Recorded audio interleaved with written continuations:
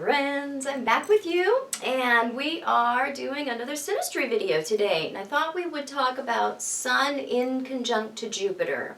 What happens when we have this going on in synastry. So this is not a composite video, that is a different playlist. This is synastry, where it really shows where the feelings are between two people and how well they fulfill each other's needs or expectations. It's not so much about the larger, question of compatibility, which is definitely better addressed by the composite chart.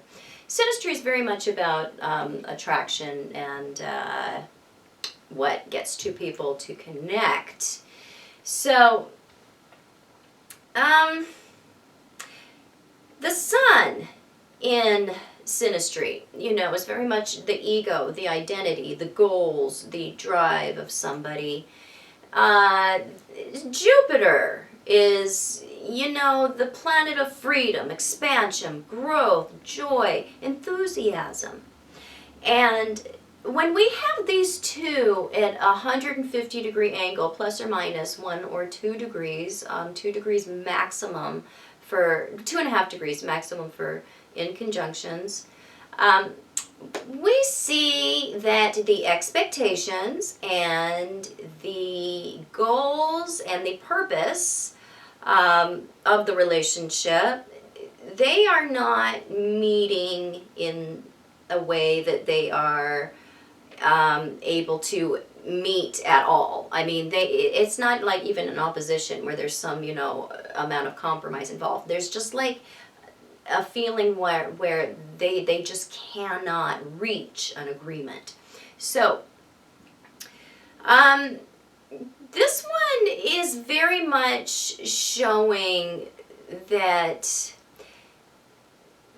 there's often a complaint that the way that one or both partners, typically both, want to grow towards their goal or towards the goal of the relationship, those are so different that they simply cannot find a compromise. And typically it is the initial expectations, the initial goals of the relationship that become the issue, that kind of almost break down and need to change over time.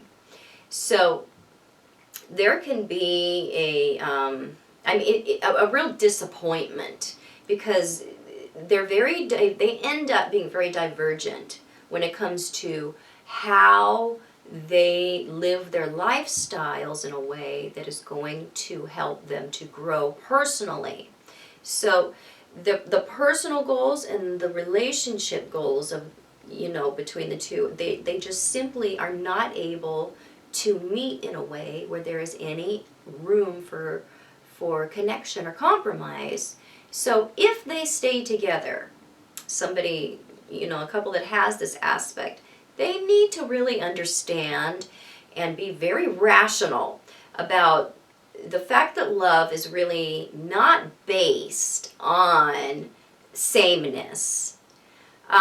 We have to be generally about the same things, and you can have that. You can find that with this aspect. This one is just very much specifically talking about the type of growth that you require, the type of lifestyle that you require is very, very, very different. So you can still love each other, but you have to find, if you choose to stay together, you're going to have to find a way where you're both happy, because it's like one lives in a castle and one lives in a gnome home. And they have to find a way to live together when the one is happy in the castle and needs to live there, and the other one wants to live in the gnome home because that fits their lifestyle and what they need in order to feel like they are achieving a sense of joy and happiness, growth, expansion in their life. So they have to basically live in their own separate residences. One has to remain in the castle, they're happy. One has to remain in the gnome home, but they have to find a way to still keep a relationship going. So there is a great deal of separateness that can come in because of this relationship, where two people actually can make this one work if they are very, very rational in their approach to how they change their expectations about what they are going to get from the other person. And because there is love still available, there's possibilities available here. Inconjunctions can be solved, but you have to make conscious efforts to do so. You have to work at them, and then they can become a source of magic. So this one is, can lead people to feeling very guilty about not being able to fulfill the original agreements or expectations of the relationship. And they need to be very open-minded, very not emotional about adjusting their new, adjusting their expectations to include what their partner needs going towards the future. So, it's one that people typically don't do the work involved to stay together with this particular aspect, especially if you have a lot of other hard contacts, or if you have a composite or a synastry that weighs toward the difficult, or that has other prominent inconjunctions in it. Sometimes you have to take stock of what is it worth to you, how much effort do you really want to put into this, because this is one that is going to take a monumental effort in order to make a connection, but it can be done. It is not easy. Inconjunctions are considered minor aspects, but in synastry, especially when we have it contacting a personal planet, they are major.